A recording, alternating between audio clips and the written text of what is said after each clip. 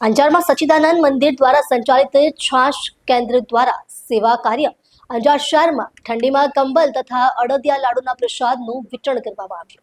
અંજારના સચ્ચિદાનંદ મંદિર દ્વારા સંચાલિત છાશ કેન્દ્ર ખાતે મહંત ત્રિકમદાસજી મહારાજના હસ્તે રસિકજનો માટે ઠંડીમાં કંબલ સેવા તથા શિયાળાની ઋતુને અનુરૂપ અડદિયા લાડુના પ્રસાદનું વિતરણ કરવામાં આવ્યું હતું। પ્રારંભમાં મહંત દ્વારા ઉપસ્થિત રસિકજનોને માનવ સેવા એ જ ઈશ્વર સેવા છે તેવો સંદેશ આપવામાં આવ્યો હતો। સમાજના દરેક વર્ગ સુધી સેવા પહોંચે તે માટે સતત આવા સેવા કાર્યો કરવાની પ્રેરણા પણ તેમણે સૌને આપી હતી।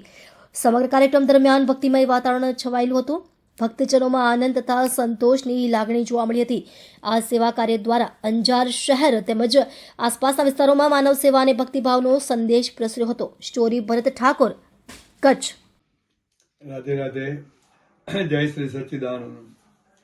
આજ રોજ સચ્ચિદાનંદ મંદિર અંજાર દ્વારા દર વખતની જેમ જ્યારે ઠંડીની શરૂઆત થાય એ વખતે દરિદ્ર નારાયણ જે આસપાસના વિસ્તારમાં શહેરમાં જે ગરીબ લોકો વસતા હોય છે, છેલ્લા 40-50 વર્ષથી જે છાશ કેન્દ્ર ચલાવી સચ્ચિદાનંદ સંપ્રદાય દ્વારા એ છાશ કેન્દ્રમાં સેંકડાઓ લોકો છાશ કેન્દ્રમાં લાભ લેતા હોય છે છાશ માટેનો।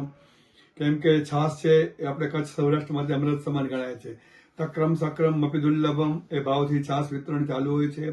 ત્યારે જ્યારે ઠંડીની સિઝન શરૂઆત થઈ છે ત્યારે મંદિર તરફથી એક પ્રસાદના ભાવથી દરિદ્ર નારાયણે જે લોકો હોય છે, જરૂરતમંદ લોકો હોય છે, એના માટે અડદિયા, ગાંઠિયા અને વિશેષ કરીને બ્લેન્કેટ એટલે કે જે ધાબળા કહી શકાય એવા ધાબળાનું વિતરણ આજરોજ સચ્ચિદાનંદ મંદિર અંજાર મધ્યે કરવામાં આવ્યું હતું।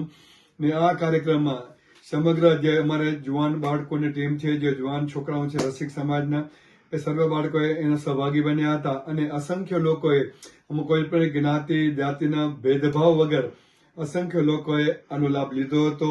આપણા ચેનલના માધ્યમથી સૌને સમગ્ર વિસ્તારમાં જે આવા લોકો જણાતા હોય એના માટે થઈને આવી સેવા થવી જોઈએ, જેનાથી કરી એ લોકોને પૂરેપૂરો લાભ મળે। સૌને રાધે રાધે। જય શ્રી સચ્ચિદાનંદ।